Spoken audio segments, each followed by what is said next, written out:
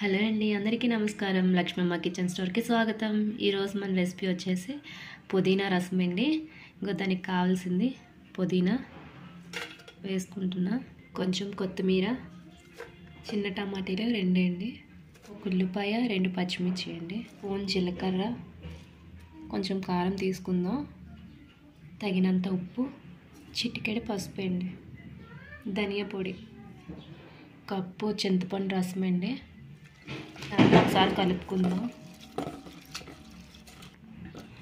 ఇది 3 గ్లాసులు నేను తీసుకుంటున్నా. స్టవ్ ఆన్ చేసుకొని మరగబెట్టుకుందామండి దీన్ని.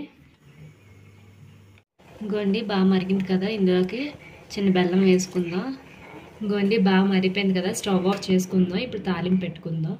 స్టవ్ ఆన్ చేసుకున్న కళాయి పెట్టుకున్న ఆయిల్ వేసుకుంటున్నాను తాలింపుకి. గోండి నూనె వేడెక్కింది, పోపు దినుసులు వేసుకుందాం. అలానే కొంచెం కరివేపాకు. గోండి తాలింపు వేసుకుంటున్నా. సింపుల్ అండ్ ఈజీ రెసిపీ అండి, ఒకసారి ట్రై చేయండి. ఇప్పటి వరకు మా వీడియో చూసినందుకు థ్యాంక్ యూ అండి.